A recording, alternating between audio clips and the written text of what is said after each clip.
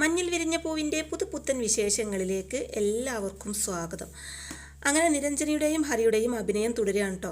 ഹരി നിരഞ്ജനയോടായിട്ട് പറയുന്നുണ്ട്, ഈ യാത്രയുടെ കാര്യത്തിലല്ലേ നീരുവിന് വാശി പിടിക്കാൻ പറ്റൂ, വേറെ ഒരു യാത്രയുണ്ടല്ലോ, അതിൻ്റെ കാര്യത്തിൽ ഒരു എതിർപ്പും ഉണ്ടാവാൻ പാടില്ല എന്ന് ഹരി പറയുമ്പോൾ അതേത് യാത്രയാണ് നിരഞ്ജന ചോദിക്കുന്നതും. ഇത്ര പെട്ടെന്ന് മറന്നോ, കൂടെ ആൾ നിൽക്കുന്നു, ഇല്ലെങ്കിൽ ഞാൻ പറഞ്ഞു തന്നേനെ ചിത്തിരയെ ഉദ്ദേശിച്ച് പറയുന്നുണ്ട് ഹരി. അപ്പോൾ ചിത്തിരക്കാണെങ്കിൽ ഇവരുടെ ഈ സംസാരമൊക്കെ കേട്ട് ദേഷ്യത്തോടെ ഞാൻ വേണമെങ്കിൽ മാറി തന്നോളാം എന്ന് പറഞ്ഞിട്ട് അവിടുന്ന് പോവാൻ തുടങ്ങുന്നതും, അയ്യോ വേണ്ടെന്നേ, ഞാൻ കാരണം നിങ്ങളുടെ യാത്ര മുടങ്ങണ്ട, ഞാൻ ഉദ്ദേശിച്ചത് എന്താണെന്ന് മനസ്സിലാവേണ്ടവർക്ക് മനസ്സിലായിട്ടുണ്ട്, അത് മതിയെന്ന് ഹരി പറയുമ്പോൾ നീരു ഞാൻ പോവാന്ന് പറഞ്ഞിട്ട് ചിത്തിര പോകുമ്പോൾ നിക്ക് ഹരി ഒരു തമാശ പറഞ്ഞതല്ലേ നിരഞ്ജന പറയുമ്പോൾ തമാശയോ ഞാനോ എല്ലാം പറഞ്ഞുറപ്പിച്ചിട്ട് ഒടുക്കം കാല് മാറുന്നോ, വേറെ ചിലരി എന്നോട് പലതും കാണിച്ചു, അതുപോലെ കാണിക്കാനാണോ നിൻ്റെയും തീരുമാനം, അങ്ങനെ ഒട്ടും ചെയ്തേക്കല്ലേ എൻ്റെ നീരു, ഞാൻ തകർന്നു പോകുന്നൊക്കെ പറയുന്നുണ്ട് ഹരി. അപ്പോൾ നിരഞ്ജന, ഹരി എന്തൊക്കെയായി പറയുന്നത്, നമ്മൾ എന്ത് പറഞ്ഞുറപ്പിച്ചെന്നാ നിരഞ്ജന ചോദിക്കുമ്പോൾ അങ്ങനെ ഇപ്പോൾ വീണ്ടും അതെൻ്റെ നാവീന്ന് കേൾക്കണ്ടെന്ന് പറയുന്നുണ്ട് ഹരി. അപ്പോൾ ഹരിക്ക് വട്ടാണ് നിരഞ്ജന ചിത്തിരിയോടായിട്ട് പറയുമ്പോൾ അത് ശരിയാ, ഹരിക്ക് വട്ടാ, അതുകൊണ്ടാണല്ലോ നീയൊക്കെ എന്നെ അങ്ങോട്ടും ഇങ്ങോട്ടും ഇട്ട് തട്ടിക്കളിക്കുന്നത്. നീരു വാക്കിന് വ്യവസ്ഥ വേണം, ആരെയെങ്കിലും കാണുമ്പോൾ മാറ്റാനുള്ളതല്ല അതെന്ന് പറഞ്ഞിട്ട് ഹരി അവിടുന്ന് പോവാണ് കേട്ടോ. അങ്ങനെ ഹരി പോയതും നിരഞ്ജന ചിത്തിരിയോടായിട്ട് അവൻ ചുമ്മാ പറയാണെന്ന് പറയുമ്പോൾ ചുമ്മാതൊന്നുമല്ല, എല്ലാം പറഞ്ഞുറപ്പിച്ചു എന്നാണല്ലോ അവൻ പറഞ്ഞത്, എന്താ പറഞ്ഞുറപ്പിച്ചതെന്ന് ചിത്തിര ചോദിക്കുമ്പോൾ ഒന്നുമില്ലാന്ന് നിരഞ്ജന പറയുമ്പോൾ എന്നോട് നുണ പറയണ്ട, ധാരണയിലെത്തിയോ രണ്ടാളും ചോദിക്കുമ്പോൾ ഞാൻ വേണ്ടാന്ന് പറഞ്ഞതാ, ഹരി വിടുന്നില്ല, ഞാൻ എന്ത് ചെയ്യുമെന്ന് ചോദിക്കുന്നുണ്ട് നിരഞ്ജന. അപ്പോൾ ചിത്തിര പറയുന്നുണ്ട്, ആ പ്രപ്പോസൽ സ്വീകരിക്കണം, നല്ലതല്ലേന്ന് ചിത്തിര ചോദിക്കുമ്പോൾ നല്ലതൊക്കെ തന്നെയാ, എന്നാലും നിന്നെക്കുറിച്ച് ആലോചിക്കുമ്പോൾ ഒരു വിഷമെന്ന് നിരഞ്ജന പറയുന്നതും അയ്യോ എന്നെ അങ്ങ് ഒഴിവാക്കിയേക്ക്, എന്തിനാ വെറുതെ എന്നെ ഇതിൽ കക്ഷി ചേർക്കുന്നതെന്ന് ചിത്ര പറയുമ്പോൾ നിനക്കൊരു വിഷമവും ഇല്ലേ, ഇല്ലെങ്കിൽ പിന്നെ എന്തിനാ ഞാൻ വെറുതെ വേണ്ടാന്നും പറഞ്ഞ് വിട്ടു നിൽക്കുന്നത്, ഹരിയുടെ പ്രപ്പോസൽ സ്വീകരിക്കുന്നതിൽ അതിലെന്താ തെറ്റെന്ന് ചോദിക്കുന്നുണ്ട് നിരഞ്ജന. ഓ അപ്പോൾ ഉണ്ട് എന്ന് ചിത്തിര പറയുന്നതും ഉണ്ട് നിരഞ്ജന പറയുമ്പോൾ അപ്പോൾ ശരിക്കും അവൻ നിന്നോട് ഇഷ്ടമാണെന്ന് പറഞ്ഞോന്ന് ചോദിക്കുമ്പോൾ പിന്നെ പറയാതെ നിരഞ്ജന പറയുന്നതും ചിത്തിര പറയുന്നുണ്ട്, ഞാനത് വിശ്വസിക്കില്ല, എനിക്ക് ഹരിയെ അറിയാം, അവൻ ഒരിക്കലും അങ്ങനെ ചെയ്യില്ല, അവന് എന്നെയാണ് ഇഷ്ടം എന്നൊക്കെ പറയുന്നുണ്ട് ചിത്തിര. അപ്പോൾ നിരഞ്ജന പറയുന്നുണ്ട്, പക്ഷേ നിനക്ക് അവനെ ഇഷ്ടമല്ല എന്ന് പറയുമ്പോൾ എന്ന് കരുതി അപ്പോൾ തന്നെ ചെന്ന് വേറെ ഒരാളെ സെലക്ട് ചെയ്യാണോ വേണ്ടത്, അതാണോ അതിൻ്റെ ശരി, എടി പരിശുദ്ധമായൊരു സ്നേഹമാണ് എന്നോട് അവന് തോന്നിയതെങ്കിൽ എൻ്റെ സ്ഥാനത്ത് വേറെ ആരെ കാണാനോ അവന് പറ്റില്ല എന്നൊക്കെ പറയുന്നുണ്ട് ചിത്തിര. അതിന് നീ വേണ്ടാന്ന് പറഞ്ഞില്ലേ, നിന്നെ ഇഷ്ടപ്പെട്ടു, നീ അത് നിരസിച്ചു, എന്നിട്ടും ജീവിതകാലം മുഴുവനും നിന്നെ മനസ്സിലിട്ടുകൊണ്ട് നടക്കണമെന്ന് പറഞ്ഞാൽ അത് എവിടുത്തെ ന്യായമെന്നൊക്കെ നിരഞ്ജന ചോദിക്കുമ്പോൾ ന്യായം അന്യായം ഒന്നും എനിക്കറിയില്ല, ഞാൻ അറിയുന്ന ഹരി ഒരിക്കലും അങ്ങനെ ചെയ്യില്ല, അതെനിക്ക് 100% ഉറപ്പാ, ബാക്കിയൊന്നും ഞാനിപ്പോൾ ചിന്തിക്കുന്നില്ല എന്ന് പറഞ്ഞിട്ട് ചിത്ര അവിടെ നിന്ന് പോവാണ് കേട്ടോ. അതിനുശേഷം കാണിക്കുന്നത് ഒറ്റയ്ക്കിരിക്കുന്ന ഹരിയുടെ അടുത്ത് വന്നിട്ട് ഇനിയും തീർന്നില്ല നിന്റെ ആലോചന എന്ന് ഭാർഗവേട്ടൻ ചോദിക്കുമ്പോൾ ഇത് എന്തായി തീരുമെന്ന് ഒരു പിടിയുമില്ല ഭാർഗവേട്ട, അവസാനം എനിക്ക് ഭ്രാന്താവുമോ എന്ന് ചോദിക്കുമ്പോൾ അതാവാനൊന്നുമില്ലല്ലോ, ഇപ്പോഴേ ഉണ്ടല്ലോ എന്ന് പറയുന്നുണ്ട്. എടാ ഇതിൻ്റെ അവസാനം എന്തായിരിക്കും നിനക്കറിയാവോ, പറയാവോ എന്നൊക്കെ ചോദിക്കുമ്പോൾ അറിയില്ല എന്ന് ഹരി മറുപടി പറയുന്നതും ചിത്തിര നിന്നെ ഇഷ്ടമാണെന്ന് പറയും, അതായിരിക്കും സംഭവിക്കാൻ പോകുന്നത്, അവളുടെ മനസ്സിൽ നിന്നോട് ഇഷ്ടമുണ്ട്, അതവൾക്ക് തിരിച്ചറിയാൻ പറ്റുന്നില്ലെന്നേ ഉള്ളൂ, ഇന്നില്ലെങ്കിൽ നാളെ അത് അവൾ തിരിച്ചറിയും, അതോടെ എല്ലാ പ്രശ്നങ്ങളും അവസാനിക്കുന്നൊക്കെ ഭാർഗവേട്ടൻ പറഞ്ഞു കൊടുക്കുന്നുണ്ട് കേട്ടോ. അപ്പോൾ ഹരി ഞാൻ അങ്ങനെ വിശ്വസിക്കുന്നില്ല, ഭാർഗവേട്ടൻ പറയുന്നതൊക്കെ ശരിയാവും, പക്ഷേ ഇത് മാത്രം തെറ്റും, ചിത്തിരക്കൊരിക്കലും എന്നോട് ഇഷ്ടം തോന്നില്ല എന്നൊക്കെ ഹരി പറയുമ്പോൾ തോന്നേണ്ട ആവശ്യമില്ല, എടാ അവളുടെ ഉള്ളിൽ അതിപ്പോഴേ ഉണ്ട്, ഇല്ലെങ്കിൽ പിന്നെ എന്തിനാ നീ അവഗണിച്ചപ്പോൾ അവൾക്ക് വിഷമം തോന്നിയത്, അവൾക്ക് പഠിക്കാൻ പറ്റാത്ത സ്ഥിതി വന്നില്ലേ, അതെന്തായിരിക്കും, പന്ത് കറങ്ങി തിരിഞ്ഞ് നിന്റെ കാൽ കീഴിൽ തന്നെ വരും മോനെ, ഉറപ്പാണെന്നൊക്കെ ഭാർഗവേട്ടൻ പറയുമ്പോൾ അങ്ങനെ സംഭവിച്ചാൽ ഞാൻ ചേട്ടനൊരു ഉഗ്രൻ ചെലവ് തരുന്നൊക്കെ പറയുന്നുണ്ട് ഹരി. എനിക്ക് ചെലവൊന്നും വേണ്ട, നിനക്ക് അവളുടെ പ്രണയത്തെ താങ്ങാൻ പറ്റിയാൽ മതി എന്നൊക്കെ ഭാർഗവേട്ടൻ പറയുമ്പോൾ അതിന് സംശയമുണ്ടോ ചേട്ടനെന്ന് ചോദിക്കുമ്പോൾ ഉണ്ട്, ചിത്തിര നിന്നെ പ്രേമിക്കുന്നു എന്നറിഞ്ഞാൽ ഒരു ഭൂമിക്കുലുക്കം തന്നെ ഉണ്ടാവും, ഇപ്പോൾ കാണുന്നതൊന്നുമല്ല എതിർപ്പുകൾ, അത് നീ അപ്പോൾ കാണാനിരിക്കുന്നതേ ഉള്ളൂ എന്ന് പറയുന്നുണ്ട് ഭാർഗവേട്ടൻ. അപ്പോൾ അത് കേൾക്കുന്ന ഹരി പറയുന്നുണ്ട്, എന്ത് എതിർപ്പ് വന്നാലും ഞാനത് നേരിടും, എനിക്ക് വലുത് ചിത്തിരയാണെന്ന് പറയുന്നുണ്ട് കേട്ടോ ഹരി. എന്നാൽ നീ ഒരുങ്ങിക്കോ, ഇന്നോ നാളെയോ അല്ലെങ്കിൽ മറ്റന്നാൾ ഏത് നിമിഷവും അത് സംഭവിക്കും, അവൾ നിന്നോട് ഇഷ്ടമാണെന്ന് പറയും, എടാ കാമുക നീ ഭാഗ്യവാന, കളിക്കൂട്ടുകാരിയെ തന്നെയാണ് നിനക്ക് കിട്ടാൻ പോകുന്നതെന്നൊക്കെ ഭാർഗവേട്ടൻ പറയുമ്പോൾ ശരിക്കും അങ്ങനെ സംഭവിക്കുമോ, എനിക്ക് വിശ്വസിക്കാൻ പറ്റുന്നില്ല എന്ന് പറയുന്നുണ്ട് ഹരി. അപ്പോൾ ഭാർഗവേട്ടൻ സംഭവിക്കും, ഉറപ്പായിട്ടും സംഭവിക്കും എന്ന് പറയുന്നുണ്ട് കേട്ടോ. അപ്പോൾ അത് കേൾക്കുമ്പോൾ ഹരിക്കും തന്നെ നല്ല സന്തോഷമാവുന്നുണ്ട് കേട്ടോ. അതിനുശേഷം കാണിക്കുന്നത് ചിത്രിയെ വീണ്ടും വിളിച്ച് പ്രിൻസിപ്പൾ പറയുന്നുണ്ട്, കഴിഞ്ഞ തവണ മാർക്ക് കുറഞ്ഞപ്പോൾ ഞാൻ കരുതി ഒരബദ്ധം പറ്റിയതാണെന്ന്, പക്ഷേ അതേ രീതി തന്നെയാണല്ലോ ഇപ്പോഴും ആവർത്തിച്ചിരിക്കുന്നത്, ഇങ്ങനെ പോയാൽ ശരിയാവില്ല, ഉടനെ ഒരു പരിഹാരം കാണണമെന്നൊക്കെ പ്രിൻസിപ്പൾ പറയുമ്പോൾ കണ്ടോളാം ചിത്തിര മറുപടി പറയുന്നതും ഇത് തന്നെയല്ലേ കഴിഞ്ഞ തവണയും പറഞ്ഞത്, ഞാൻ ക്ലാസ് ടീച്ചറുമായിട്ട് സംസാരിച്ചിരുന്നു. വല്ല അഫെയറും കുടുങ്ങിയോ ചിത്തിരക്ക് എന്ന് ടീച്ചർ ചോദിക്കുമ്പോൾ അഫെയറോ എനിക്കോ ഇല്ല ടീച്ചർ, ഒരിക്കലും ഇല്ല എന്ന് പറയുന്നുണ്ട് ചിത്തിര. അല്ലാതെ ഇങ്ങനെ വരാൻ വഴിയില്ലല്ലോ എന്ന് ടീച്ചർ പറയുമ്പോൾ കുറച്ച് ദിവസം സുഖമില്ലായിരുന്നു, തലവേദനയായിരുന്നു എന്നൊക്കെ ചിത്തിര പറയുമ്പോൾ ഡോക്ടറെ കണ്ടില്ലേ എന്ന് ടീച്ചർ ചോദിക്കുമ്പോൾ ആ കണ്ടു, മരുന്നും തന്നു, അത് കഴിക്കുന്നുണ്ട് എന്നൊക്കെ ചിത്തിര പറയുമ്പോൾ എന്നു മുതലാ ചിത്തിര നുണ പറയാൻ തുടങ്ങിയത്? ചിത്തിരക്ക് ഒരസുഖവുമില്ല, തലവേദനയാണത്രേ. ഈ തലവേദനയുടെ കാരണമാണ് ഞാൻ ചോദിച്ചത്. അതൊരു ആൺകുട്ടിയാണെങ്കിൽ നമുക്കതിന് പരിഹാരം കാണണമല്ലോ എന്നൊക്കെ പറയുന്നുണ്ട് ടീച്ചർ. തുടർന്ന് പറയുന്നുണ്ട്, ഈ ഇൻസ്റ്റിറ്റ്യൂട്ടിലെ ഏറ്റവും ബ്രില്യൻ്റ് ആയ കുട്ടിയാണ് ചിത്തിര. ആ ഒരു പരിഗണന ഞങ്ങൾ എപ്പോഴും ചിത്തിരക്ക് തരുന്നുണ്ട്. നാളിതുവരെയായിട്ട് ഞങ്ങളെ പ്രതീക്ഷകളെ തകർക്കുന്ന ഒന്നും ചിത്തിരയുടെ ഭാഗത്തു നിന്നും ഉണ്ടായിട്ടില്ല. പക്ഷേ ഇപ്പോൾ ഒന്നല്ല 2 തവണയും മാർക്ക് കുറയുന്നു. അത് അനുവദിച്ചു തരാൻ ബുദ്ധിമുട്ടുണ്ട്. എന്ത് പ്രശ്നമുണ്ടെങ്കിലും അത് പരിഹരിച്ചോളണം. അടുത്ത ക്ലാസ് ടെസ്റ്റിന് ഇതേ രീതിയിലാണ് മാർക്ക് വാങ്ങാൻ പോകുന്നതെങ്കിൽ എനിക്ക് കുട്ടിയുടെ അച്ചമ്മയെ വിളിച്ച് സംസാരിക്കേണ്ടി വരുന്നൊക്കെ പ്രിൻസിപ്പൾ പറയുമ്പോൾ അത് വേണ്ട ടീച്ചർ, ഞാൻ പഠിച്ചോളാം പറയുന്നുണ്ട് ചിത്തിര. പഠിക്കണം, നല്ല മാർക്ക് വാങ്ങണം, അതിൽ കുറഞ്ഞതൊന്നും ഞാൻ ചിത്തിരയിൽ നിന്നും പ്രതീക്ഷിക്കുന്നില്ല എന്ന് പറയുന്നുണ്ട് ടീച്ചർ. അതിനുശേഷം കാണിക്കുന്നത് പ്രതിഭ സൈമണിനോടായിട്ട് പറയുന്നുണ്ട്, അപ്പോൾ ഹരിയെയും ചിത്തിരയെയും തമ്മിൽ തെറ്റിക്കുക, അതാണ് മല്ലികയുടെ ലക്ഷ്യം അല്ലേ എന്ന് ചോദിക്കുമ്പോൾ അതെ, അതിനാ നിരഞ്ജനയും ഹരിയും അടുപ്പത്തിലാണെന്ന് വരുത്തുന്നത്. അതറിഞ്ഞാൽ ചിത്തിരയുടെ മനസ്സിൽ നിന്ന് ഹരിയോടുള്ള ഇഷ്ടം പോവുമല്ലോ, അതിനാ അവർ ശ്രമിക്കുന്നതെന്നൊക്കെ പറയുന്നുണ്ട് സൈമൺ. അപ്പോൾ പ്രതിഭ പറയുന്നുണ്ട്, അങ്ങനെ സംഭവിക്കാൻ പാടില്ലല്ലോ സൈമ, ഒരിക്കലും ഹരിയും ചിത്തിരയും തമ്മിൽ അകലാൻ പാടില്ല എന്നൊക്കെ പറയുമ്പോൾ അവർ വർക്ക് തുടങ്ങിക്കഴിഞ്ഞും സൈമൺ പറയുന്നതും അത് തടയണം. ഹരിയും ചിത്തിരയും തമ്മിൽ അകന്നാൽ നമുക്ക് അതിൻ്റെ ദോഷം. ആ പെണ്ണെങ്ങാനും കയറി IAS കാരിയായാൽ പിന്നെ തല ഉയർത്തി നടക്കാൻ പറ്റുമോ? IAS മോഹം നടക്കാതിരിക്കണമെങ്കിൽ ആ പ്രേമം പൊളിയരുത് എന്നൊക്കെ പ്രതിഭ പറയുമ്പോൾ നമുക്ക് എന്ത് ചെയ്യാൻ പറ്റും? അത് അവരുടെ ഇഷ്ടമല്ലേ എന്നൊക്കെ സൈമൺ പറയുമ്പോൾ അവർക്കങ്ങനെ പല ഇഷ്ടങ്ങളും കാണും.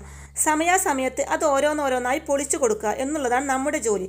അത് നമ്മൾ ഭംഗിയായി ചെയ്യുന്നൊക്കെ പറയുന്നുണ്ട് പ്രതിഭ.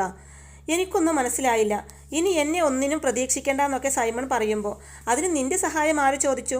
ചെയ്യാൻ പോകുന്നത് ഞാനാ, എനിക്കറിയാം എന്ത് വേണമെന്ന് പ്രതിഭ പറയുമ്പോൾ അപ്പോൾ വേണ്ട അച്ചമ്മേ, അവരെങ്ങനെയെങ്കിലും ജീവിച്ചോട്ടെ, ചിത്തിര IAS എടുത്ത അച്ചമ്മയ്ക്ക് എന്താണെന്ന് സൈമൺ ചോദിക്കുമ്പോൾ എന്താണെന്നോ അതൊന്നും പറഞ്ഞാൽ നിനക്ക് മനസ്സിലാവില്ല. ഞാനും മല്ലികയും തമ്മിലാണ് പ്രധാന യുദ്ധം.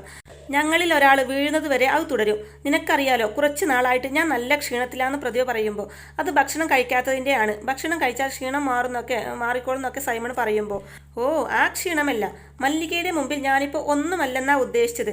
എനിക്കത് തിരിച്ചു പിടിക്കാൻ പറ്റുന്ന, പിന്നെ അവൾക്ക് എൻ്റെ മുമ്പിൽ തല ഉയർത്തി നിൽക്കാൻ പറ്റില്ല. ചിത്തിരക്ക് IAS കിട്ടാതെ വരണമെങ്കിൽ ഹരി അവളെ പ്രണയിക്കണം. പ്രേമത്തിൽപ്പെട്ട് പഠിക്കാനുള്ള അവളുടെ സകല താല്പര്യവും പോകണം. ഇനി പ്രേമത്തിന് എന്തെങ്കിലും തടസ്സം വന്നാൽ ആ തടസ്സം നീക്കാന്നുള്ളത് എൻ്റെ ചുമതലയാണ്. ഞാനത് ചെയ്യുന്നു തീർത്ത് പറയുന്നുണ്ട് പ്രതിഭ സൈമണിനോടായിട്ട്. പിന്നീട് കാണിക്കുന്നത് പ്രതിഭയാണെങ്കിൽ ചിത്തിര സ്കൂൾ വിട്ട് വരുന്ന വഴിയിൽ കാത്തു നിൽക്കുകയാണ് കേട്ടോ. അപ്പോൾ ചിത്തിര സ്കൂൾ വിട്ട് വരുന്നതും പ്രതിഭ പറയുന്നുണ്ട്, എന്നാലും മോൾ ഹരിയോട് ഇങ്ങനെ ചെയ്യാൻ പാടില്ലായിരുന്നു. പാവം ഹരി, അവനൊരു ഓട്ടോക്കാരനായത് കൊണ്ടാണോ നീ അവനെ തഴഞ്ഞത്? അപ്പോൾ മനസ്സിലായില്ല എന്ന് ചിത്തിര പറയുന്നതും ഹരി എത്ര കാലമായി നിന്റെ പുറകെ നടക്കാൻ തുടങ്ങിയിട്ട്? നീ അവനെ പരിഗണിച്ചോ? ഇനി പരിഗണിച്ചില്ലെങ്കിലും വേണ്ട, നീ അവനെ ക്രൂരമായി തഴഞ്ഞത് ഒട്ടും ശരിയായില്ല എന്നൊക്കെ പ്രതിഭ അങ്ങനെ പറയുമ്പോൾ ഞാൻ തഴഞ്ഞു എന്ന് നിങ്ങളോട് ആരാ പറഞ്ഞത്? അല്ലെങ്കിൽ തന്നെ നിങ്ങൾ എന്തിനാ ഇതിലേക്ക് കയറി അഭിപ്രായം പറയാൻ നിൽക്കുന്നത്? ഞങ്ങളുടെ കാര്യത്തിൽ ഇടപെടാൻ നിങ്ങൾ ആരാന്നൊക്കെ ചിത്തിര ചോദിക്കുമ്പോൾ ഞാൻ നിരഞ്ജനയുടെ അച്ചമ്മയല്ലേ, നിന്റെ ഭാവിയെക്കുറിച്ച് ചിന്തിച്ചില്ലെങ്കിലും നിരഞ്ജനയുടെ ഭാവിയെക്കുറിച്ച് എനിക്ക് ചിന്തിക്കണമല്ലോ. നീ തഴഞ്ഞത് കൊണ്ടാണല്ലോ ആ വാശിയിൽ ഹരി നിരഞ്ജനയുമായിട്ട് അടുത്തത്. എൻ്റെ കൊച്ചുമോളുടെ ഭാവിയാ നീ കാരണം നശിക്കാൻ പോകുന്നതെന്നൊക്കെ പ്രതിഭ അങ്ങനെ പറയുമ്പോൾ ഹരി മോശക്കാരനല്ലെന്നാണല്ലോ നിങ്ങൾ ഇതുവരെ പറഞ്ഞുകൊണ്ടിരുന്നത്, ഇപ്പോൾ പെട്ടെന്ന് നിലപാട് മാറിയോ എന്ന് ചോദിക്കുന്നുണ്ട് ചിത്തിര. അപ്പോൾ പ്രതിഭ പറയുന്നുണ്ട്, ഇനി ഹരി മോശക്കാരനാണെങ്കിലും അല്ലെങ്കിലും അവൻ്റെ പെണ്ണ് നീയാ, നിന്നെയാ അവൻ ആദ്യം ഇഷ്ടപ്പെട്ടത്. ഇപ്പോൾ നിരഞ്ജനയെ ഇഷ്ടമാണെന്ന് പറയുന്നു, അത് വെറും അഭിനയമാണെന്ന് ആർക്കും അറിയാൻ പാടില്ലാത്തത് തന്നെയൊന്ന് പ്രകോപിക്കണം, അത്രയേ ഉള്ളൂ അവന്. അതിലൊന്നും വീണ് പോയേക്കല്ലേ മോളെ, അവന് അന്നും ഇന്നും എന്നും നിന്നെ മാത്രമാണ് ഇഷ്ടമുള്ളത്. നീ ആ ഇഷ്ടം തിരിച്ചു കൊടുക്കാത്തതിൻ്റെ സങ്കടം അവനെന്നൊക്കെ പറയുന്നുണ്ട് പ്രതിഭ. അപ്പോൾ ചിത്തിര പറയുന്നുണ്ട്, അതെ ഞങ്ങളുടെ കാര്യം നോക്കാൻ ഞങ്ങൾക്കറിയാം, ഉപദേശം വേണ്ട, പ്രത്യേകിച്ച് നിങ്ങൾ എന്തുപദേശിച്ചാലും അത് എനിക്ക് ദോഷമായിട്ടേ വരൂ, അതെനിക്ക് നന്നായിട്ട് അറിയാം. ചിത്തിര പറയുമ്പോൾ എന്നെ മോൾ ശത്രുവായിട്ട് കാണണ്ട, ഞാൻ മോളുടെ കൂടെയാ, ഹരിയോട് വേണമെങ്കിൽ ഞാൻ സംസാരിക്കാം, മോൾക്ക് ഹരിയോട് ഇഷ്ടക്കേടൊന്നും ഇല്ലെന്ന് ഞാൻ പറയാം, നിങ്ങൾ തമ്മിൽ നല്ല ചേർച്ചയാ, നിങ്ങൾ ഒന്നിക്കണം, അതാ നല്ലത്. കുട്ടിക്കാലം മുതലേ അറിയാവുന്ന ഒരാളെ കൂട്ടായി കിട്ടുന്നതിലും വലിയ പുണ്യം വേറെ ഇല്ല മോളെ എന്നൊക്കെ പ്രതിഭ അങ്ങനെ പറയുമ്പോൾ ഓഫറിന് നന്ദി, എനിക്കിത് വേണ്ട, എൻ്റെ ജീവിതം എങ്ങനെ വേണമെന്ന് ഞാൻ തീരുമാനിക്കും, പുറത്തു നിന്നുള്ള സഹായം എനിക്ക് വേണ്ട, വേണമെന്ന് തോന്നുമ്പോൾ അറിയിക്കാമെന്ന് പ്രതിഭയുടെ മുഖത്ത് നോക്കി പറഞ്ഞിട്ട് അവിടുന്ന് പോവാണ്ട് ചിത്തിര.